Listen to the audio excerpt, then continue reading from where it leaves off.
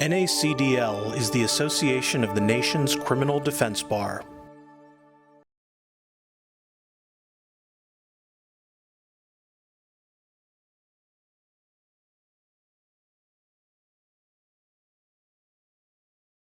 Hey everyone, as Jamea said, Logan Kepke, I'm a project director at Upturn. You heard from my colleague Harlan yesterday. Today I'm going to talk to you a bit about some of the research I do on pretrial risk assessment.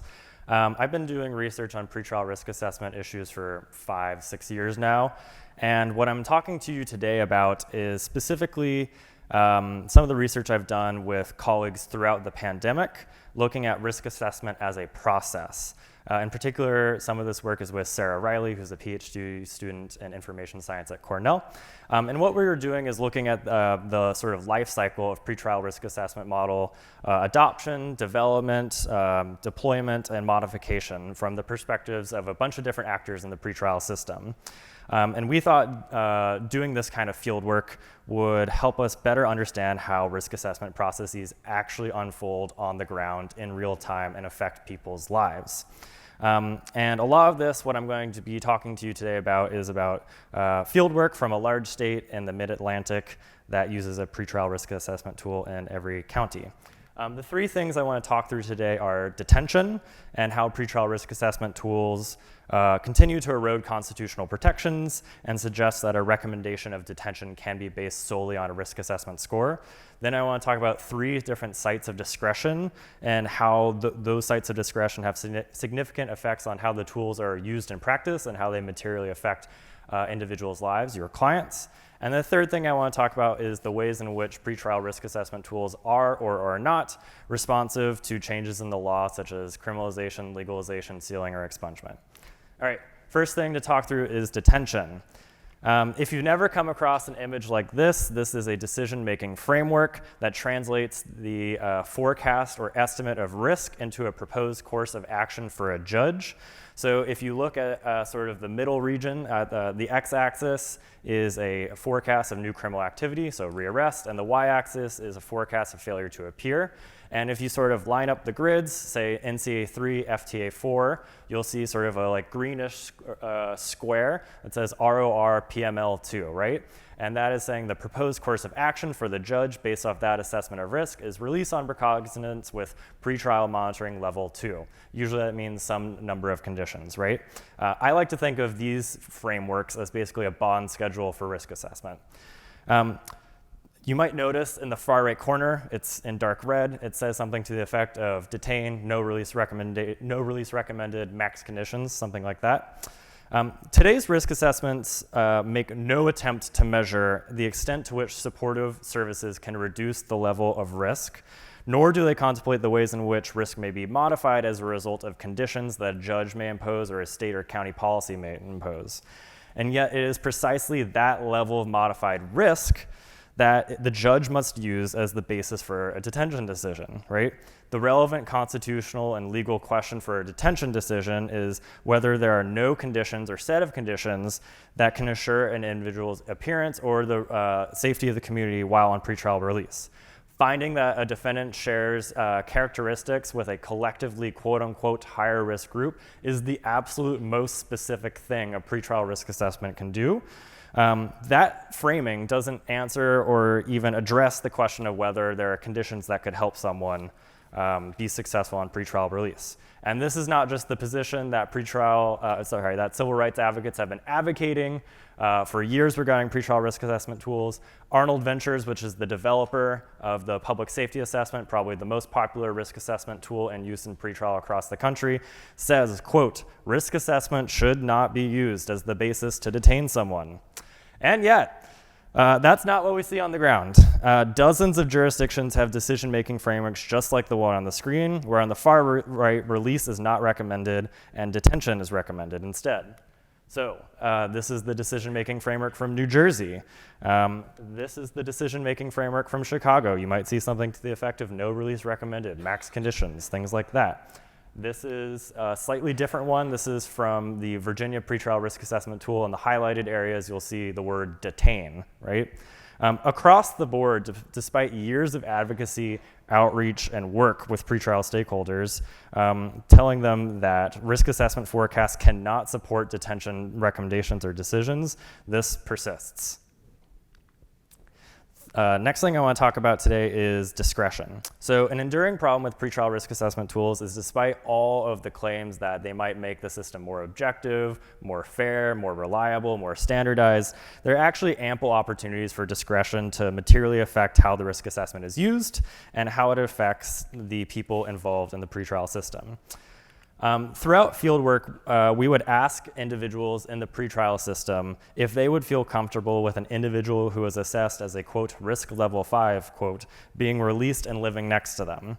Almost every single person we talked to expressed outright fear or opposition to that happening. And as you can see, this is in the Virginia Pretrial Risk Assessment Tool. This is sort of the sheet that judges receive and defenders receive, prosecutors receive, has risk level category number 5. This is a very similar one, but for the public safety assessment. This is in Dane County, Wisconsin. This is just to say these kinds of sheets are in tons of different counties that just communicate the risk level as a category of 4 or a 5 or a 3, right? One reason people continually expressed fear about having a risk level 5, quote, released next to them is that they believe the tool is evidence-based or scientifically valid. In almost every conversation we had with pretrial staff, these concepts came up on their own. And because the tool is somehow evidence-based, it was seen as inherently good or inherently reliable. When we followed up with pretrial officers and pretrial agency staff to better understand what they meant when they said evidence-based or scientific, no one could really explain what they actually meant when they were using those terms, nor could they explain how they originally came to the understanding or who told them that these tools were scientific or evidence-based in practice. We would also ask what the risk level categories actually meant, right? So when someone says this is a risk level category 5 individual, what does that mean? What is that saying? Some people in pretrial would interpret that to mean the conditions someone was likely to have imposed. You know, maybe this is an electronic monitoring case.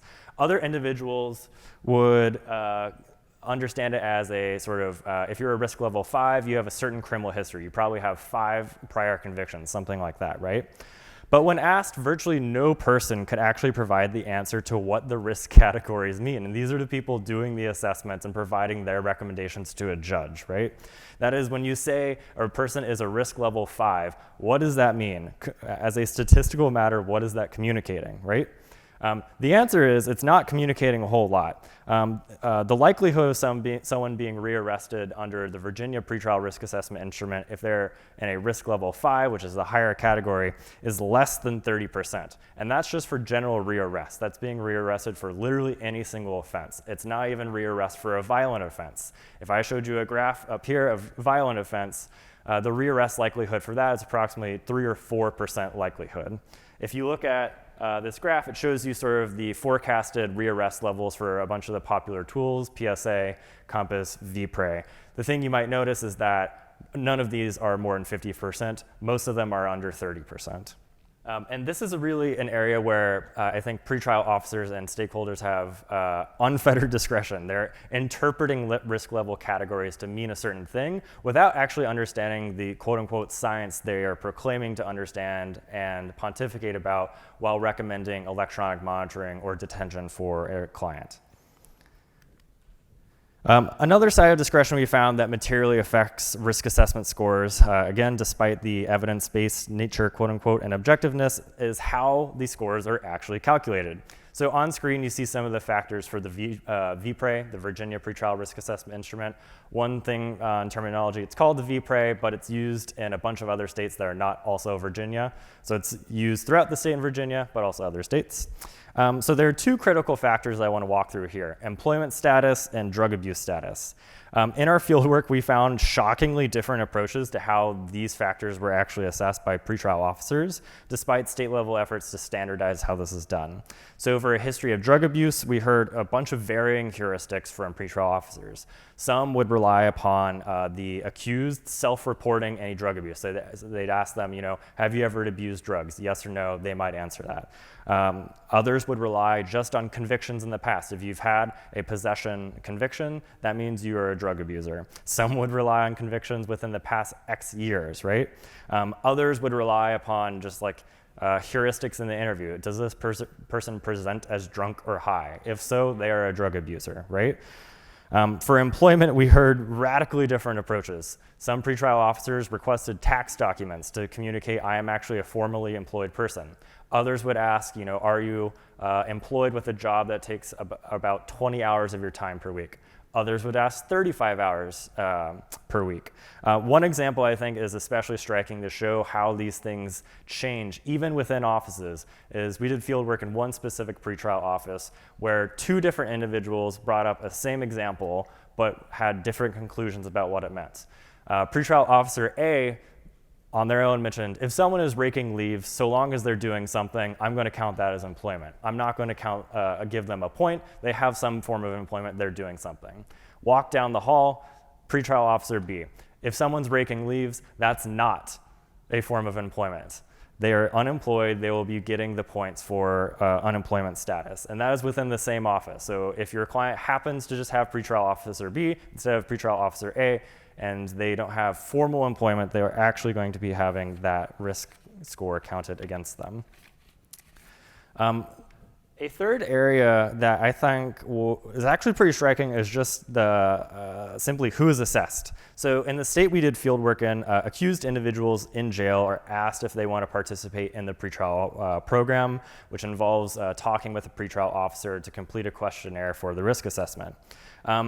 In the times before the pandemic, as you can see on the graph up here, roughly 85% of individuals accused participated in the pretrial program, meaning they completed the interview and got an assessment, whereas 15% of individuals, for whatever reason, did not participate, thus did not have a risk assessment score. Through the pandemic, that has changed. Now we are down to about 60% of individuals who have a risk assessment score in this state, whereas 40% of individuals do not. So two questions. One, why did this happen? And two, why does it matter? One, why did this happen? So pandemic restrictions forced pretrial staff to not be able to observe jail staff when they would actually ask the individual, do you want to participate in the pretrial program? That might increase the odds that you do not stay in jail, right? One thing we observed is that jail staff also lie about whether or not they've informed pretrial staff about inmates' right to their interview, right? So in one example, I showed up to a regional jail facility at 5 a.m. We were supposed to meet the pretrial officer there to observe intake. We knew that there are probably 10, 12 people waiting to be processed. We show up, there's no pretrial officer. Jail staff say, yep, every single person here declined the process. No one wanted to participate.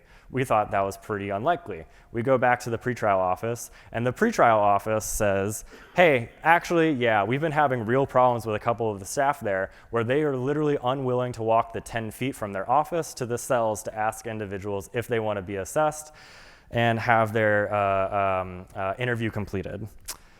So, why does that matter? Why does it matter that a whole swath of individuals now don't have an assessment? From what we learned, when judges see that someone doesn't have a risk assessment score, they use that to mean a couple different things.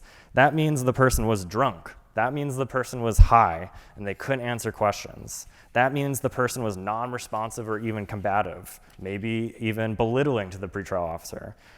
They didn't comply because they don't trust law enforcement, right? For each of those explanations, they were non-compliant, which to judges meant they were, quote, as we heard, a certain type of person who needed to be treated differently. That meant more punitive approaches and more hostility, so more conditions and potentially detention, right? Pretty wild. The final thing I want to talk through is legalization and decriminalization, which came up in our fieldwork. So to motivate the problem, imagine a jurisdiction does two things. Say in 2019, it passes a law to legalize all possession of marijuana. And then in 2020, it passes a law enacting automatic expungement for criminal records for possession of marijuana to be completed by 2025. Now imagine the same jurisdiction also uses a pretrial risk assessment tool. This place is not hypothetical. This place exists. These kinds of reforms happened in Virginia, where the state passed legalization legislation as well as retroactive sealing and expungement legislation. Virginia also happens to use the VPRE. When talking with pretrial staff in the state we did field work in, this kind of example was on our mind. When we asked how would efforts like these to legalize formerly criminalized offenses, how would that be taken into account in the pretrial risk assessment process? That's because the issue of decriminalization and legalization, sealing and expungement posed two major challenges to risk assessment that I did not really appreciate in my years of advocacy until doing literal field work, talking this through with pretrial officers. The first is at the model level. Pretrial risk assessment tools are built on historic data. These tools and models reflect a world of historic criminalization of certain behavior and of certain acts. Often, as we all know, policymakers will change what is and is not legalized, right? Or criminalized. To illustrate the problem, let's say a possession of a certain drug is legal from 1950 to 2018, right? And a pretrial risk assessment training data may reflect a state's criminal enforcement from 2010 to 2014. That means that will reflect that world of criminalization. But when policymakers later decide that a range of formerly criminalized offenses are now going to be legal, a pretrial risk assessment tool is still going to carry forward the legacy of criminalization, and there are a range of issues that this presents. So if you look at the slide, on the left of the slide, you will see sort of the training data for each of the popular tools, like the PSA, the VPRE, ORAS, that's an instrument in Ohio, and CPAT in Colorado. You'll notice a lot of these come from the late 90s, mid 2000s, mid to late 2000s, right? And then there's sort of a stark contrast of what happens around 2014, where a lot of pretrial reforms start happening, including legalization and decriminalization efforts specifically for drugs, as well as later on some sealing and expungement efforts. And if you look at this graph, I think you would come with, or if you look at this timeline, I think what you'll see is that the world on which pretrial risk assessment instruments are trained fundamentally does not resemble the world today.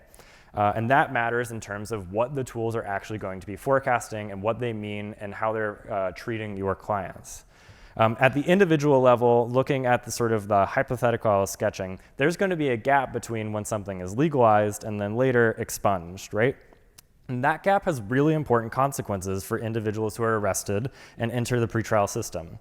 An individual arrested may still have historic criminal convictions for marijuana possession, wrongly counted as a prior conviction, as a technical violation in the pretrial assessment if their record has not yet been expunged, if the pretrial staff are not trained to exclude those historic convictions, there's not a policy, or if the tool is automated, if it's not built to exclude such prior convictions.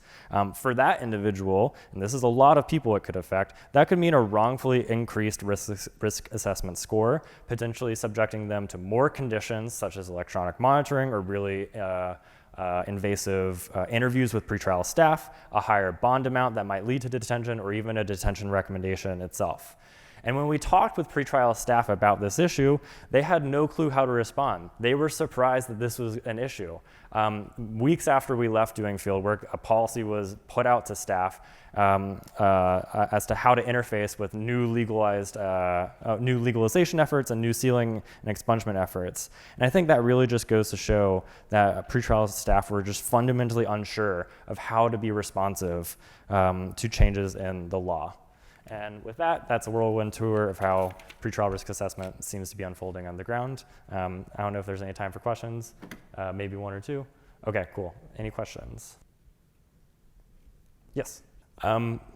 So one anecdote I can provide on that. So the question is sort of like how the pandemic has affected individuals being released by judges who, during the height of the pandemic, might have been more sympathetic to avoid crowding in jail facilities and might have said, here's a personal bond rather than some other set of conditions, and how that has unfolded over time and affected our study. In a couple jurisdictions in pretty interesting ways.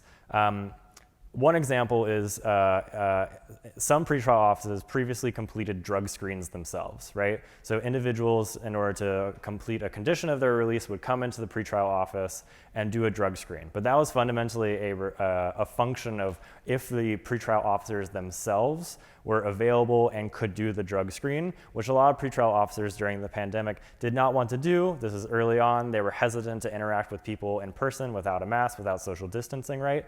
So what did they do? they got money from the state to contract with a third-party vendor who would do the drug screening, which increased their availability and not only the availability of the drug screen, but the prevalence of drug testing as a condition of release, because judges knew that pretrial staff were no longer the ones who were required to complete it. There's a third-party vendor who is being paid by state money who could complete it. So that's just one small way that we saw it coming up where conditions were being cemented going forward. Cool, thank you.